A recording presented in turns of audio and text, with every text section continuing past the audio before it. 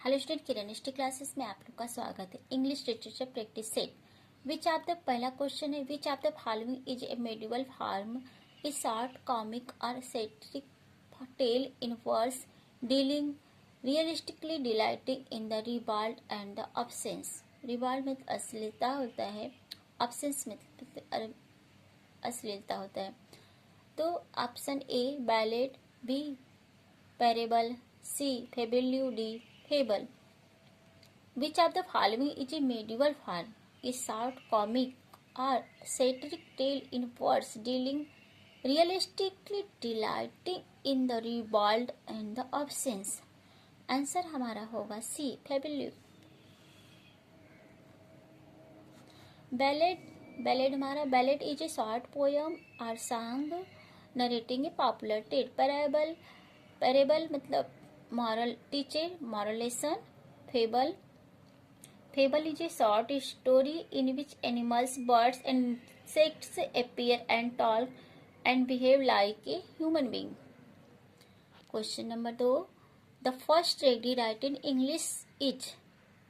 The first tragedy written in English is Edward II, B. Dr. Eustace, C. The G of Malta, D. Gorboduc.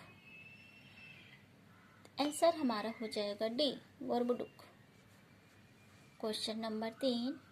Language seems smooth, pleasant, and musical to the ear is termed as A.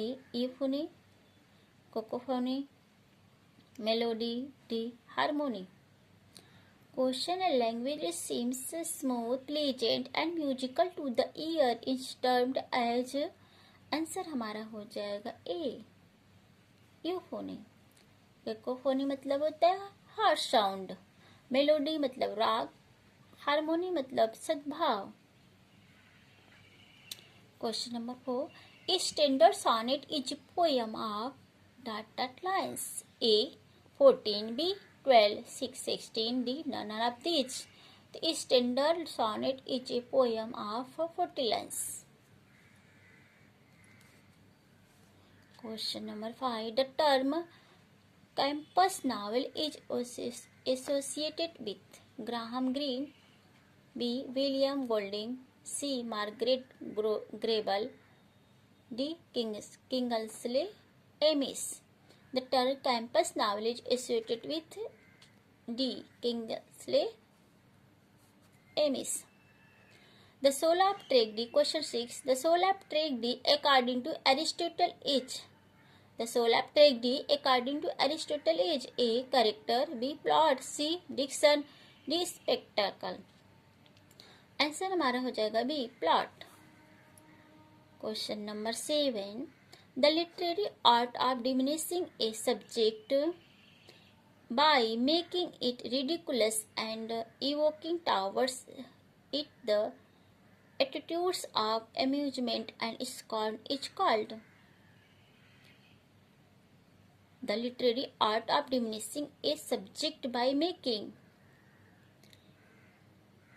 it ridiculous and evoking towards it attitudes of amusement and scorn is called. Option A. Allegory, B. melodrama, C. parody, D. satire. किसी विषय को हास्यास्पद बनाकर उससे कमतर आंकने और उसके प्रति सर्वाधिक मनोरंजन और तिरस्कार का भाव जगाने का साहित्यिक कला को क्या कहते हैं? आंसर हमारा हो जाएगा सी पैरोडी। एलोगरी एक कहानी, कविता या तस्वीर जिसे एक छिपे हुए अर्थ को एक्सप्लेन करता है। ठीक। मेलोड्रामा अति भावुकतापूर्ण, अति नाटकीयता या भावुकतापूर्ण नाटक है। ठीक। सटायर व्यंग या कटु उपहास। Question number 8.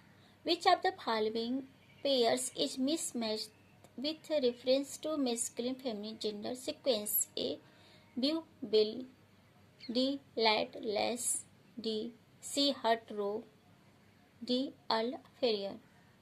तो बी प्रेम बिल प्रेमिका, लैड लड़का, लैस लड़की, हार्ट का रो सही है। डी फेरियर, अल फेरियर, अल मतलब होता है राजा, फेरियर मतलब तपस्वी, तो ये ऑप्शन गलत है। Question number 9, massive denotes, massive मतलब होगा दीर्घकाय, तो ए enormous, B erroneous, C hazardous, D perilous.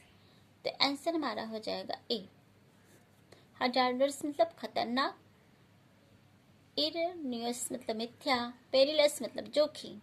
Question number 10, convictions denotes a ideas and opinions, B firm beliefs, C prejudices, D biases।